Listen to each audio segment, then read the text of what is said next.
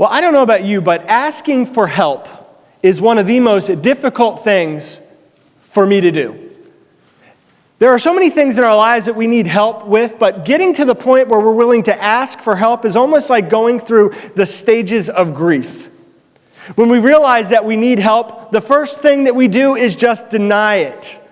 I don't need help. I got this. I can do this on my own.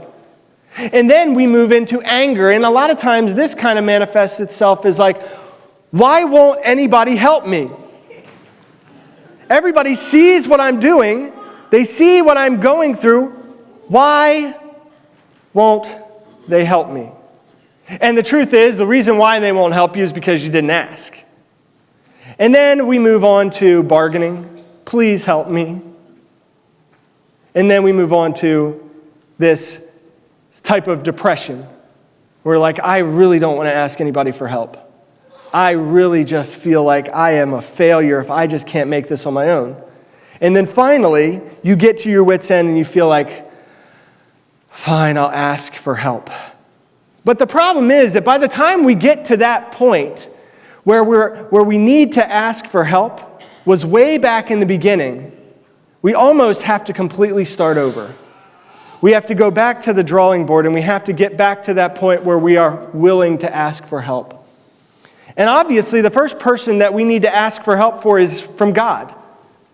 But how often do we wait until the last minute to ask God for help? How often do we just kind of buckle down and say, we got this? How often do we go to other people, even in our desperation, before we stop and pray? Nehemiah has been a great example of not doing that, but going to God first in prayer. And as we'll see today, Nehemiah was one who was willing to ask for help. Now, just to give you a little bit of background, we were in chapter 1 last week, and we saw a man that was desperately broken.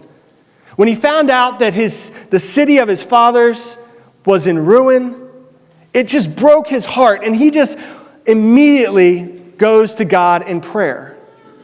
Now, what's interesting is that we see this as a very short kind of few verses that tell us Nehemiah's prayer and concern for the city of Jerusalem. But if you dig a little deeper, you see that this was something that really did, as chapter 1, verse 4 says, for days. And in chapter 2, we see just how long Nehemiah prayed for. You see, in 1:1, we see that it was the month of Kislev. The month of Kislev is November or December in our calendar.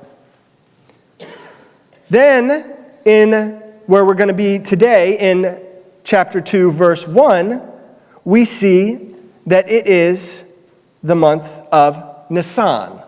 Now, the month of Nisan is March or April. So how long did Nehemiah spend praying to God over his broken heart for the city of Jerusalem? Well, from November to possibly April. 4 to 5 months. Nehemiah daily poured out his heart to God, asking him to give him some answers. And then we get to where we are today in chapter 2, 4 months later.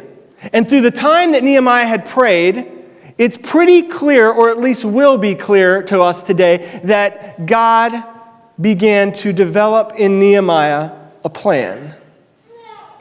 A plan for what he was going to do. But here is the most important thing. Nehemiah could not and would not be able to do this on his own. Nehemiah would need help. So our big idea today, before we dive into that, is let your heart lead you to action. When your heart is broken for something, let it lead you to do something about it. But remember to ask for help. So as we go through this, we're going to see that God leads Nehemiah to ask for help from 3 people. For 3 types of people, as we'll see.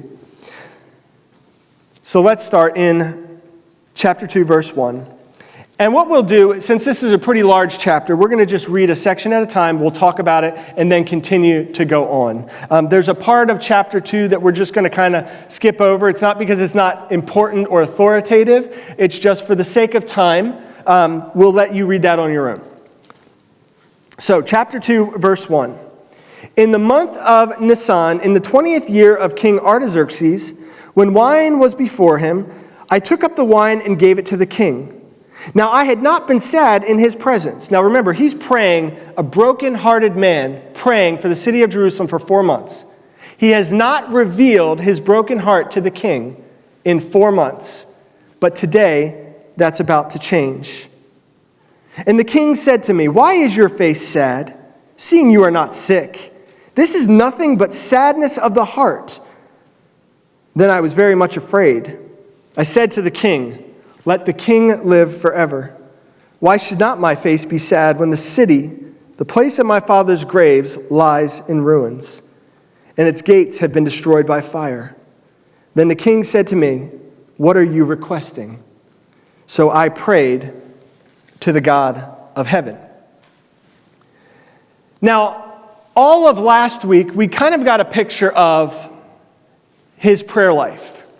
So this first person that Nehemiah asks for help from, it kind of ties into last week. Nehemiah asked God for help. So all of chapter 1, verses 4 through 11, really talked about Nehemiah's heart for what's going on, and his first action was to pray to God and ask God for help. So we're not going to spend too much time on this, but we see in chapter 2 that he continues to ask God for help. He prays to God, asking him for help before he steps out and does anything. But as God leads him to step out in faith, he doesn't forget that ultimately he still needs God's help in this. So for 4 months, he hides his sadness. For 4 months, he kind of keeps his countenance up. He doesn't allow his emotions to shine forth because he knows that the king will ask him. And back then, to show emotion in the eyes of the king was very, very risky. The kings of Persia and later Greece and Rome, they wanted to be happy. So they would just assume cut your head off than allow you to be sad in their presence.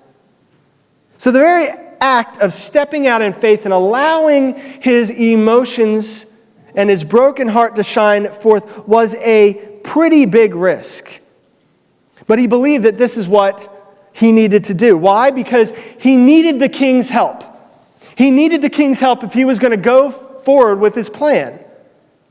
But you can't just ask a king for help, particularly this king, the most powerful man in the world at that time. You can't just say, "Hey, King Artaxerxes, I have a request." It's just not done. He had to create a situation that gave the king the opportunity to offer help without him asking it. Kind of tricky how this was about to go down. But this is what God led Nehemiah to do. So Nehemiah allows himself to be completely sad, brokenhearted, depressed in front of the king. And of course, the king notices this, probably immediately.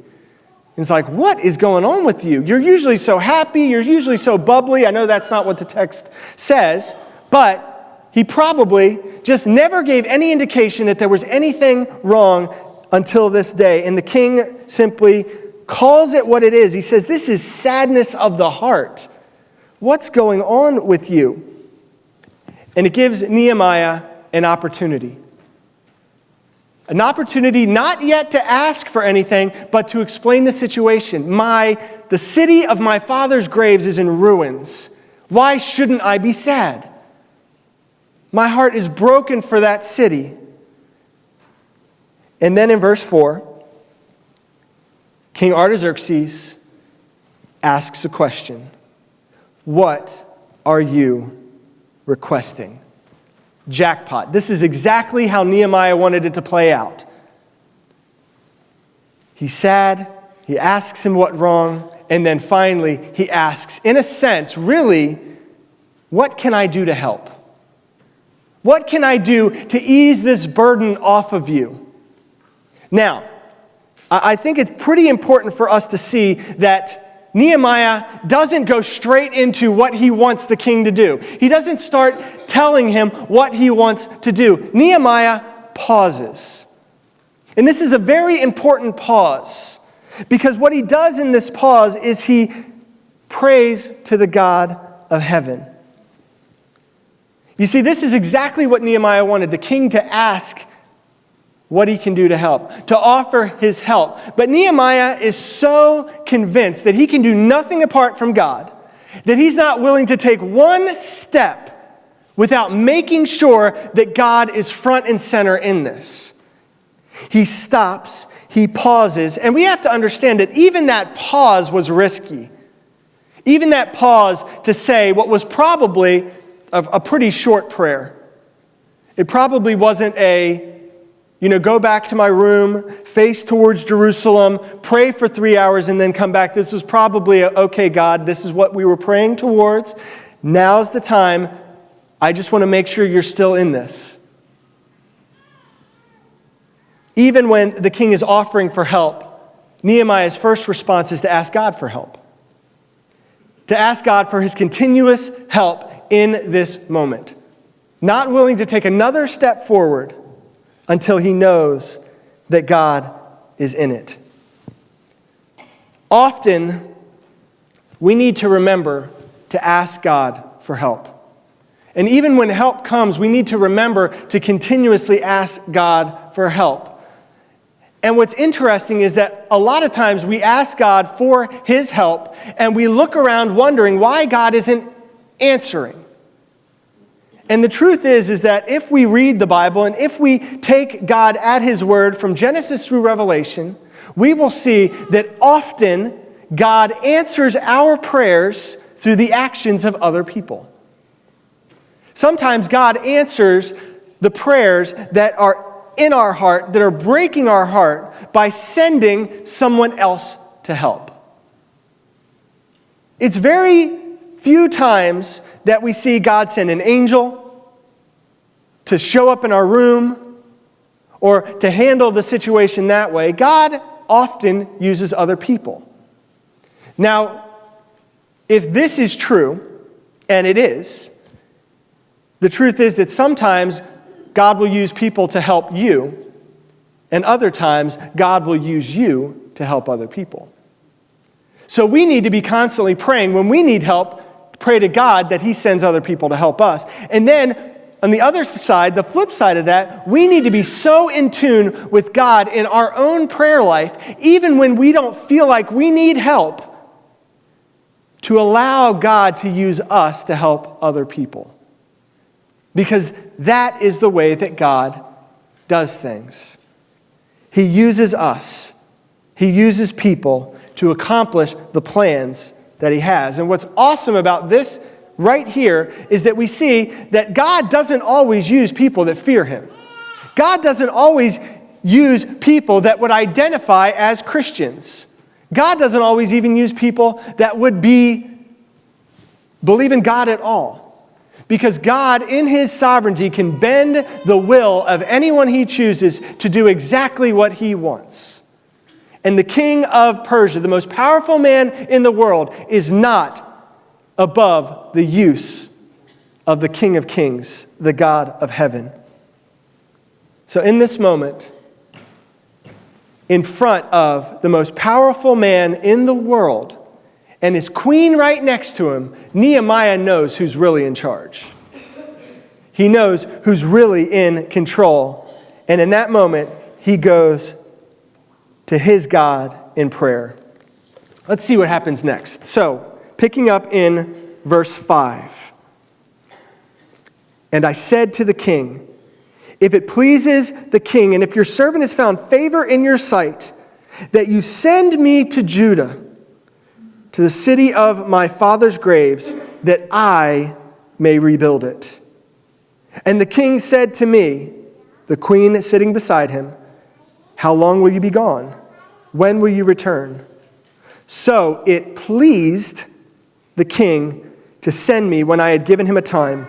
And I said to the king, "If it pleases the king, let letters be given to me, to the governors of the province beyond the river, that they may let me pass through until I come to Judah.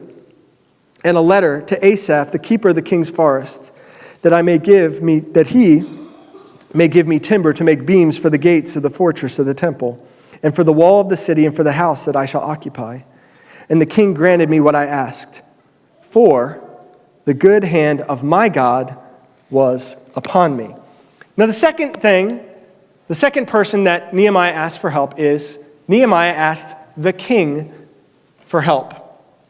This question, "What are you requesting?" is an offer to help. So Nehemiah, in that moment, has to give an answer. Now, there are so often that we kind of approach this situation, we get to this point almost as though we were not expecting a positive answer. Sometimes we say no to people. Nehemiah is sad in the king's presence, and the king says, "What can I do to help?" And we have no idea, because we haven't thought that far ahead. We were almost expecting that, when I tell the king that I need help, he's just going to lop off my head. No, that's not what Nehemiah did, because those 4 months while Nehemiah was praying, he was also formulating a plan. So that in the moment that the king offered to help, because Nehemiah, remember, believes that there is a God in heaven who is more in control, and actually in total control, that is going to make sure that this comes to fruition. So Nehemiah has a plan. He invokes this boldness before the king. He gets bold. And you think being sad in the king's presence is risky. What Nehemiah is about to do is even more risky, because he's about to ask the king not for a little favor, not for a little thing.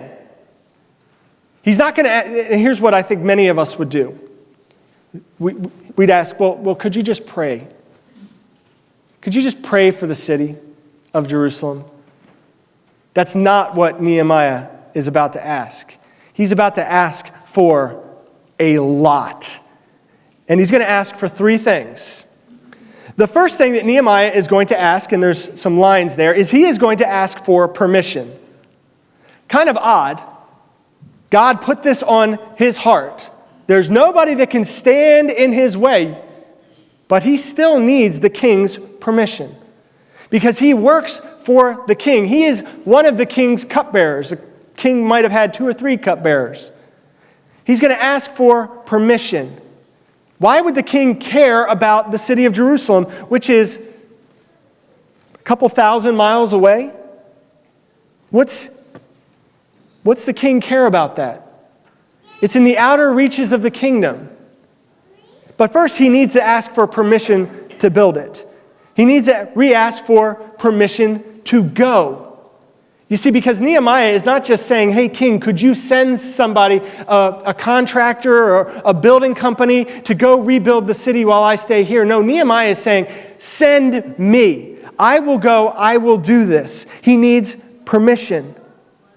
Now, the king could have simply said no at this moment, and everything else would have been done.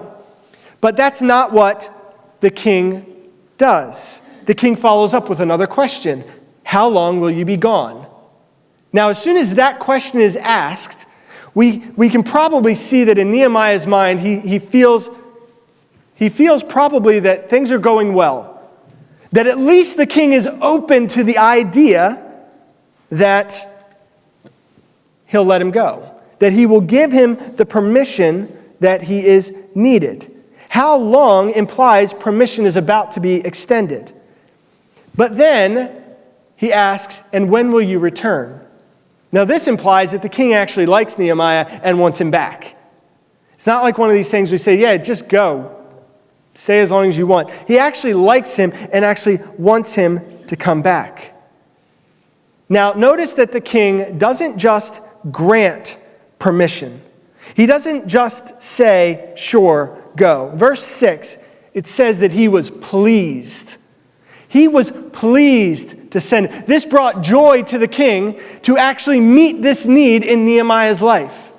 Not only does he give him the permission that he asked for, but he gladly gives it. But Nehemiah is not done yet. Nehemiah has now gotten permission, but that's not the fullness of his plan. There's a couple more things that Nehemiah needs. The second thing that Nehemiah needs is protection. You got to remember that in the time of the book of Nehemiah, this was not the time of Rome when there was what's called the Pax Romana, the peace of Rome, where the highways were safe. There was a road that led from Egypt all the way to Rome, the Roman road, where you could just go. This was the wild, wild west at that time. You couldn't just journey by yourself to Jerusalem. You would have gotten killed along the way. Robbers would come, people would kill you, take all of your stuff. So he needed protection. He needed a way for him to get to where he was going safely. This journey was going to cause trouble. So what does Nehemiah ask for? He asks for letters. Because along the way, the governor or the government of Persia had set up these governors along the way. And if you tried to travel through their territory without permission from the king, they could just as easily kill you than let you pass. So what does Nehemiah ask? He says, grant me letters that will give me safe passage through the territories, so that when I come to each stop along the way, and they say, where are you going and where are you coming from? I can give them this letter, your seal will be upon it, and they will in fact be fearful not to let me go, because if they don't, your wrath will essentially come upon them. Now, Nehemiah asks for these letters, but the king goes above and beyond what Nehemiah asks for. If you were to go a little further into verse 9, we'll see that the king does him one better. And it says, now the king had sent with me officers of the army and the horsemen. The king sent with him bodyguards, an armed escort that will safely escort him from Susa to the city of Jerusalem. So here, Nehemiah just is asking for the bare minimum, and because it pleased the king to send him, he one-ups him and sends him a bodyguard that will go with him. And this bodyguard will stay with him the entire time that Nehemiah is in Jerusalem. So not only is this costing the king his cupbearer, but he's willing to part with some of his soldiers as well. So he asks for protection. So the king gives him permission, then he follows up with protection, but Nehemiah is not done yet. Nehemiah asks for provision. Now, 3 P's, I'm a good Baptist. But provision is probably the most important thing. It's one thing to get permission, it's one thing to get there, but how are you going to rebuild the city, particularly the city walls, without the provision to be able to do it? So the final thing that Nehemiah asks for from the king was the provisions and the materials to actually rebuild the city walls. And he goes further and asks for the provision to rebuild a place for him to live in while he's there. He asks for letters to a man named Asaph, who is the keeper of the king's forests, that he might cut down trees and give him wood for this rebuilding project. Give me letters that I can go to him and he will give me the wood necessary. Because the stones and all that stuff was already there, but he needed wood to rebuild the gates, for the beams that would hold, that would be the skeleton to hold the walls up. He needed wood. And you can't just go to the king's forest and start cutting down trees. That's a good way to also get killed. So he goes to Asaph with these letters, and he's given the provision he needs in order to do this. So we're told that the king gladly gave him what he asked for and more. He gladly gave him permission, protection, and provision. But look who Nehemiah gives the credit to. We're told that Nehemiah gives the credit not to the king, but to God. This is so important for us to understand that God is so in control that even when he uses people to achieve his purposes, Nehemiah gives glory and credit to God. That's not to say he wasn't thankful for the king. I'm sure he probably thanked the king. But in the grand scheme of things, in the bigger picture, Nehemiah knows who provided. And it's such a beautiful answer in verse 8. And the king granted me what I asked, for the good hand of my God was upon me. Nehemiah knows that God is in this. He knows from the 4 months that he was praying. He knows from the moment that the king said, "What are you asking?" He knows that when the king was pleased to send him, that this was all the work of God, moving history because of the promises to the people of God, to the promises to the people of Israel. But let's not forget that Nehemiah had a plan. You see, it's so easy to get people to say, "I will help you." But usually the follow-up question to that is, "How can I help you? What can I do?" And in that moment, many of us, we don't have an answer. But Nehemiah immediately, in that moment, you got to think, Nehemiah maybe had 5 minutes. He had this 5-minute, in a sense, presentation on the spot in the presence of the king. And it had to be short, to the point, it had to be clear, and it had to have exactly what Nehemiah needed. And he probably had, at most, 5 minutes. So when we get to that point where we acknowledge that we need people's help, we better have a plan. We better have a plan, and we better come up with it so that when we go, they know exactly what it is that they can do to help us. And where does that plan come from? Well, there's 2 places that plan can come from. It can come from you, or it can come from God as you are praying and having that relationship with him. But we remember that it didn't happen on day one.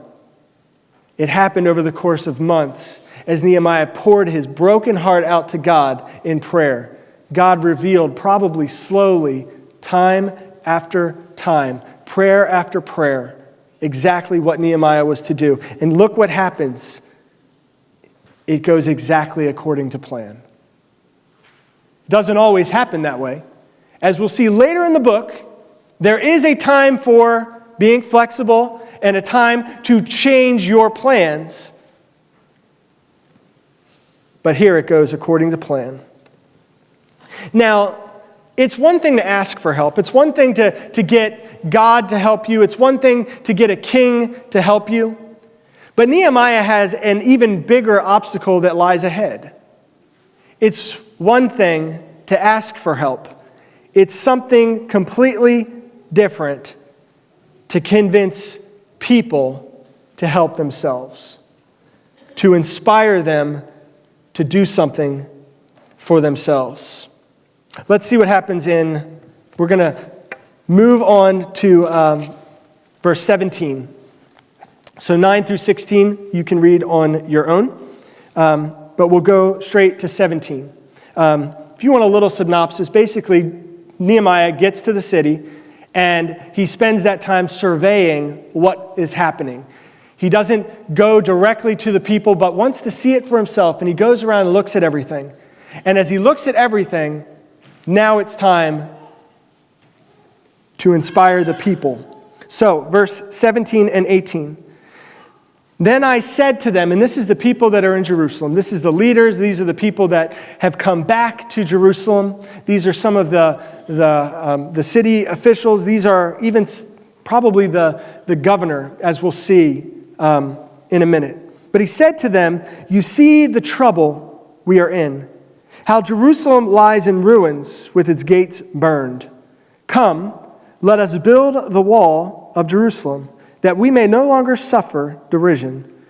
And I told them of the hand of my God that had been upon me for good, and also of the words that the king had spoken to me.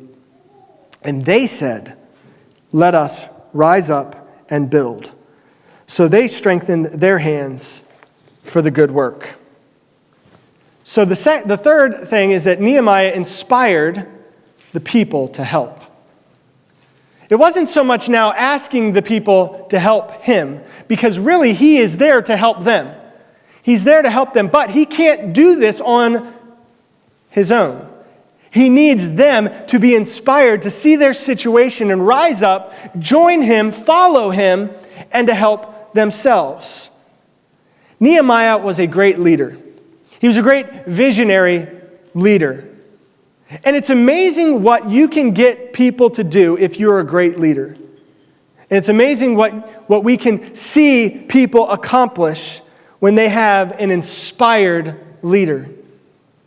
I'm pretty confident that Nehemiah didn't show up to Jerusalem and say, hey guys, the wall's broken. We should probably rebuild that.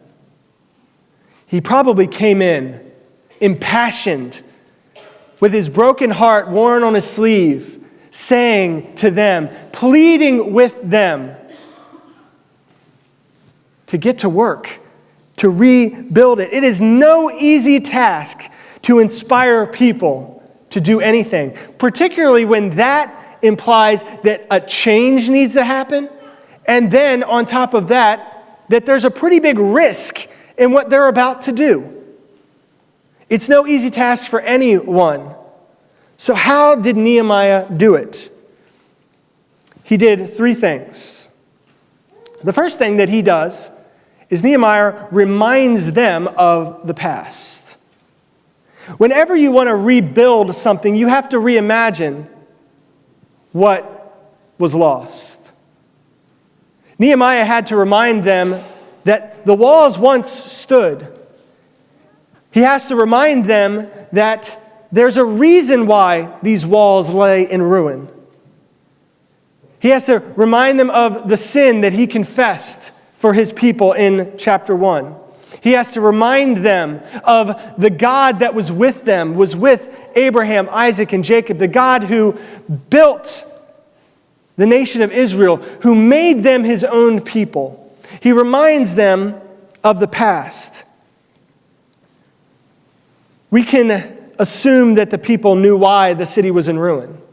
They knew their history. They knew that if in the Old Testament, if they followed and obeyed God, that God would always bless them and be there with them, maintaining the city. But if they rebelled, that they would fall under God's judgment.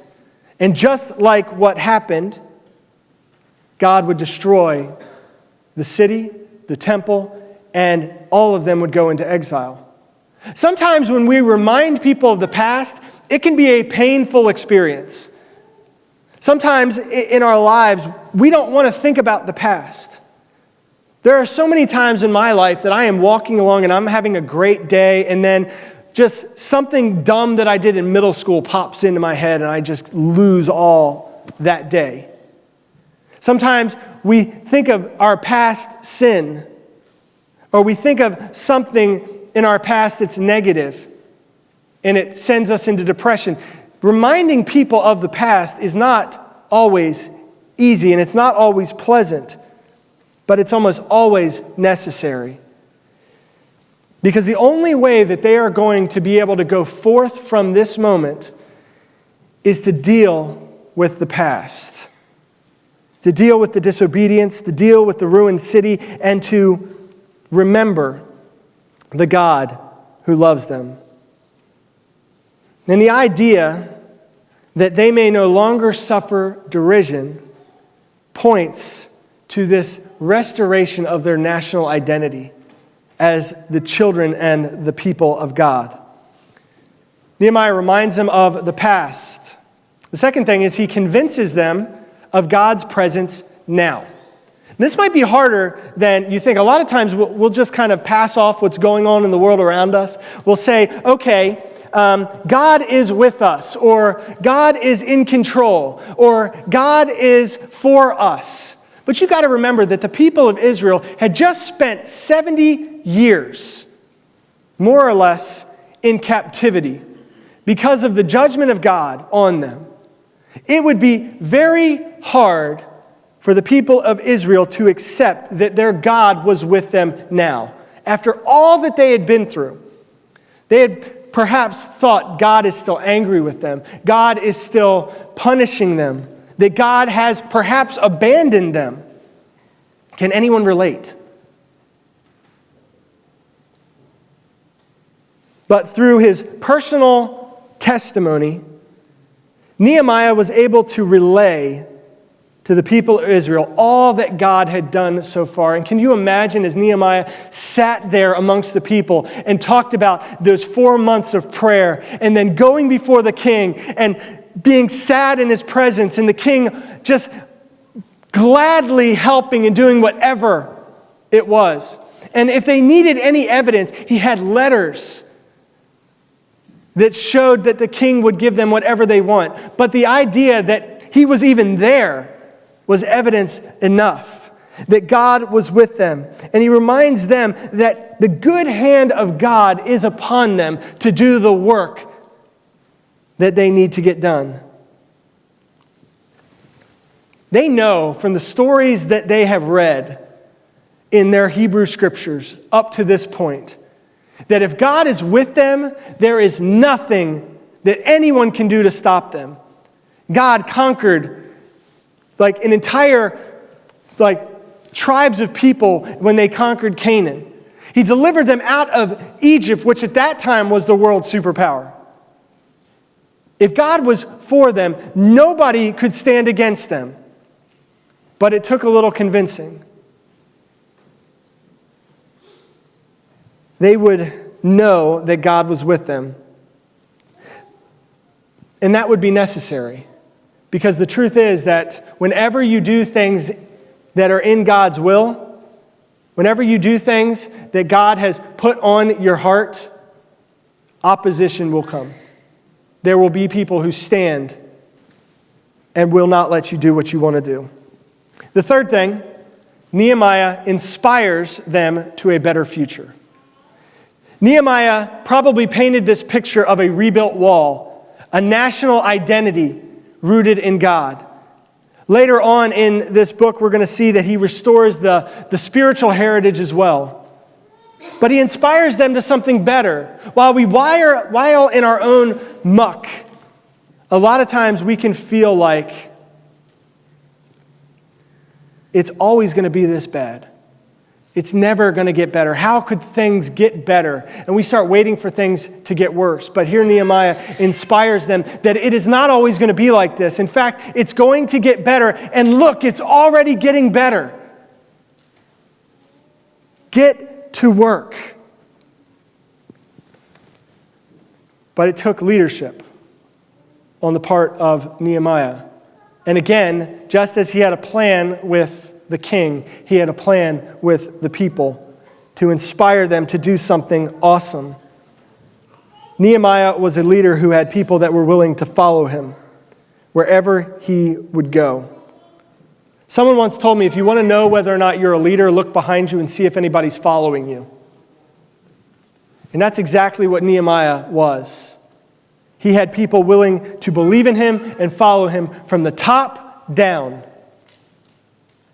He inspired a whole new generation to rise up and rebuild this city, this wall. And then he takes them a step further and he inspires them to a new national identity. So much, in fact, that the reasons why that they were sent out into exile, they never had a problem with, again, they never had a problem worshiping false gods. They never had a problem adopting the false gods of the surrounding areas again. They were so fiercely committed to their God, to the monotheism of early Judaism, that many of them missed Jesus when he came. They were so committed to not making the same mistakes. And it's truly remarkable that in the years to come, in the trials that they would face at the hands of the Greeks and the Romans, that they would stay true to their God. No, they weren't perfect, and they made a lot of mistakes, but their national identity was in the God that they worshiped. Our future starts in our past. It continues in our present. So many of us, in order to move forward, we got to deal with our past. And some of us, that's where we need help. But are you willing to face the tough times? But know this: when you are in God's will, you will face opposition. And Nehemiah faced opposition. But it's not from where you would expect. So, the final verses that we're going to read is, I want to go back to verse 10, because we're introduced to two gentlemen here, and then we're going to finish out the chapter in verses 19 and 20. So, verse 10, but when Sanballat the Horonite and Tobiah the Ammonite servant heard this, it displeased them greatly that someone had come to seek the welfare of the people of Israel. So immediately, we meet these two people, and we do not have a good opinion of them right off the bat. But then things get even worse. After they strengthen their hands for the good work, we find in verse 19 through the end of the chapter. But when Sanballat the Horonite and Tobiah the Ammonite servant and Geshem the Arab heard of it, they jeered at us and despised us and said, "What is this thing that you are doing? Are you rebelling against the king?" Then I replied to them, "The God of heaven will make us prosper, and we, his servants, will arise and build. But you have no portion or claim in Jerusalem." The fourth and final point is that Nehemiah faced opposition. Sometimes when you ask people for help, they will say no. And in the case of Sanballat and Tobiah, we see that they said no. But it didn't stop there. You see, not only did they say no, but they began to actively campaign against what Nehemiah was trying to do. Here's the interesting thing. Sanballat and Tobiah are Jewish names. In fact, we learned that Sanballat actually names his children Yahwehistic names, like Jeremiah has Yah at the end, pointing to Yahweh. He gave them Yahwehistic names, which means that he, at least on a surface level, claims to be worshiping the God of Israel. Yet, he opposed Nehemiah's desire to reestablish the nation of Israel because it would present a challenge to his authority in the region. You see, Sanballat was the governor of Samaria, which was just to the north. And if Israel was restored, that would take some of his power away. And he was not willing to share power with Nehemiah. It's amazing how often opposition does not come in the form of a conquering army. It doesn't come in the form of people from the outside, but it comes from within. Those people that are supposed to be with us, who refuse to change, who refuse to actually follow God's lead. And if we're honest, this is one of the major problems with the church in America, is that so many churches close their doors every year. As many as 5,000 in America close their doors every year. And it's because they can't stop fighting within. And it's not over major doctrines, but it's over stuff that doesn't even matter. Nehemiah faced opposition, and so will we. When we're in God's will, we will face opposition. But we have to remember that God is bigger than those people. In fact, Jesus even says, in this world you will have trouble. You will face tribulation. You will have people that will oppose you. But he reminds us, take heart, that he has overcome the world. So we need to remember to ask for help. We need to remember to ask God for help. We need to remember to ask people who have the ability to help us for help. And then we need to look around and inspire those people around us to help, to get to doing the work that we're trying to lead them to do, which in reality, oftentimes, is for them to help themselves. Thank you for watching. We hope this message has encouraged you as you seek to love God, serve others, and change the world. Check us out on our website, and don't forget to subscribe to our YouTube channel in order to receive more updates and resources from North Hills. God bless.